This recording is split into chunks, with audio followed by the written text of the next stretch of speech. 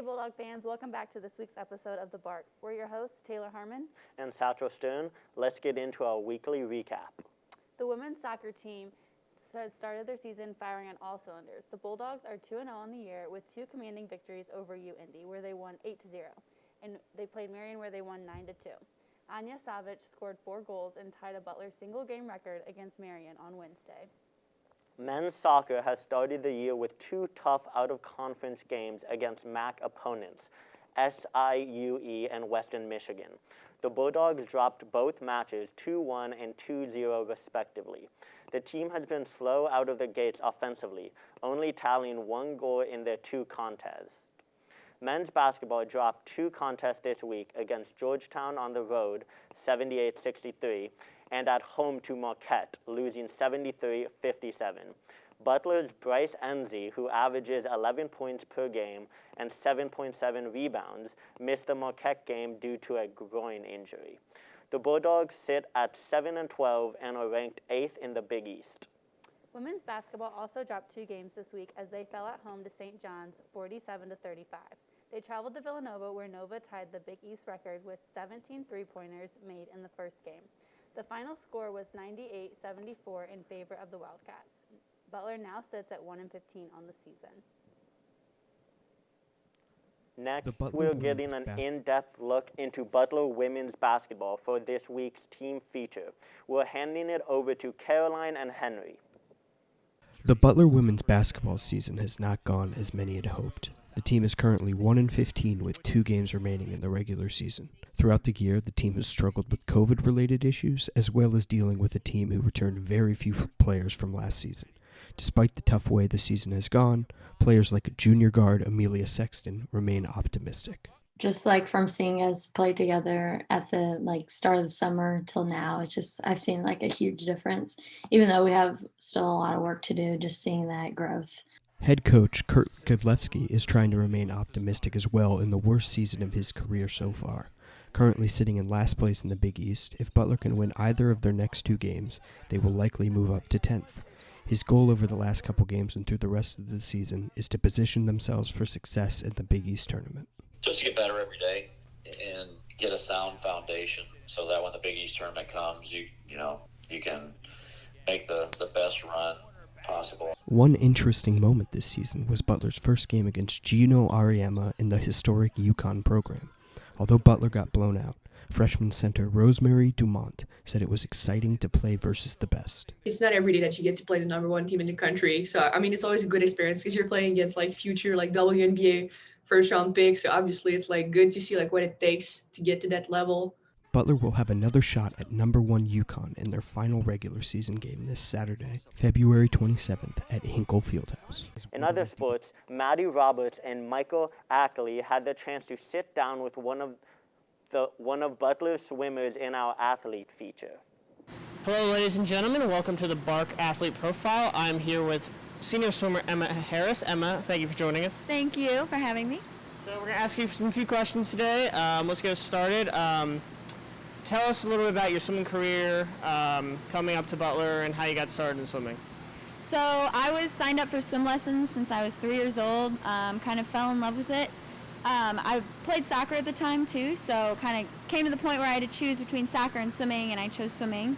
So at about 8 years old, I started competitive swimming and just kind of took off from there. Awesome. Tell us a little bit about the day in the life of Emma Harris, practice schedule, class schedule, stuff like that. So I'm a biochemistry and psychology double major, so my class schedule is super busy, and then outside of the classroom I'm also pretty busy here at the pool. In a normal year we'd have doubles 4 days a week. Sometimes you double with swimming and lifting, kind of depends on the day. But with COVID right now, everybody's just for the most part swimming once a day, then you lift twice a week. So it's pretty busy still. It's kind of weird to think that I used to do more than I am right now because I'm still pretty busy, but yeah, it's good. So what attracted you about Butler and swimming at Butler? So I always knew I wanted to swim in college, so when it kind of came time in high school where I started to have to think about, where I'd want to swim, academics were my top priority, so Butler definitely checked that box. And then, as soon as I stepped on campus, I just loved the feel of being here and everything like that. And then when I got to meet the team, that's when I knew kind of this is where I'd want to be. So. What is your most memorable moment as a Butler swimmer? So my sophomore year at our mid-season meet, which is actually out at IUPUI, it was the last day of the meet. Everyone was super exhausted, but for some reason everyone was also swimming really well. So it was just kind of, the atmosphere was great. And then I was swimming the 2 fly at night for the second time that day and actually broke the school record, which is just one of those moments that, I'll always remember. Congratulations. What is your feelings about being a senior on the swim team? Like, are you sad about it, happy that you got 4 years here, stuff like that? I'm definitely happy I got 4 years. Even last season when COVID hit, which is right around a year, we actually did finish our season out through its entirety. So I will have finished a full 4 years, which I'm really happy to say I did. But it's also super bittersweet, especially, with the pandemic going on. A lot of things have been different, and so it's been hard to kind of internalize that this is kind of my last season, and it's so different than it normally would be. And I think it's really going to hit when we get to our conference meet, and there are no spectators, so my parents won't be able to be there. So it's just those little things, but overall, I've taken every day of this season and just been able to appreciate it so much more than I normally would, because, who knows what tomorrow will bring. So definitely bittersweet. Awesome answer. So we're going to do a little rapid fire questions. Okay. Favorite song before a meet or a race? My favorite song of all time is Africa by Toto, and I definitely have to listen to it 3 or 4 times before I swim. Favorite pre-swim meal? Usually it's a bagel and cream cheese. Very simple. Any game day, meet day superstitions? If my goggles break before if I'm behind the blocks, or even, wherever we're sitting as a team, even if I have another pair of goggles, if the pair that I was planning on wearing breaks, I kind of go into freak out mode. As a swimmer myself, I definitely feel that. Last question, favorite event to swim? I never get to swim it, but the 100 IM is always a lot of fun. I love the 100 IMs too. Well, ladies and gentlemen, we're going to thank Emma for joining us today. Emma, thank you. Thank you for having me. And we will see you next time on the Bark Athlete Profile. With the baseball season around the corner, Butler is at bat beginning March 9th. What can we look forward to with the season opener against DePaul, John? I think we can look forward to standout pitcher and preseason Big East Pitcher of the Year, Connor Schultz, to pick up right where he left off last season. He was 2-1 in 4 starts for the Bulldogs in their first 15 games of the season before it ended due to COVID-19. I think we can also look forward to freshman Keenan Taylor to suit up for the first time for the Bulldogs. Taylor was named a preseason Big East Freshman of the Year. Awesome. How are the Dogs looking last season before COVID hit? The Dogs were sitting just above 500 last year at 8-7 before COVID ended their season. So looking for a lot of growth this year. Looking to the Big East play, who should the Dogs be on the lookout for as the season begins? I think the team that Butler really needs to look out for is UConn, by far and away. They're one of the better teams that Butler will face, and they're also newcomers to the Big East, re-entering the conference this year. UConn is stacked with talent and was picked to win the Big East in the preseason's coaches poll, so I'd be sure to watch out for them. Well, thank you, John.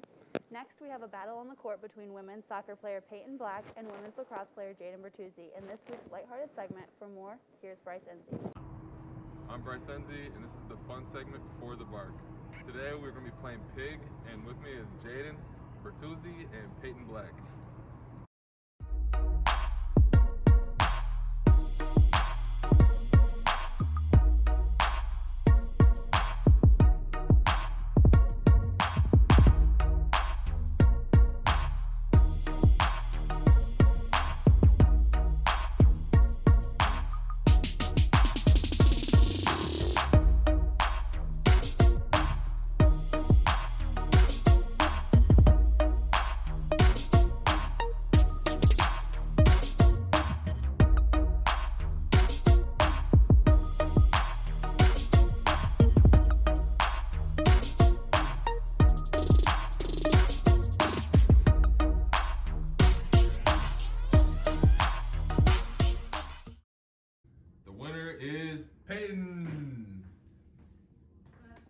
Next, we're going to do top 5 plays of this week.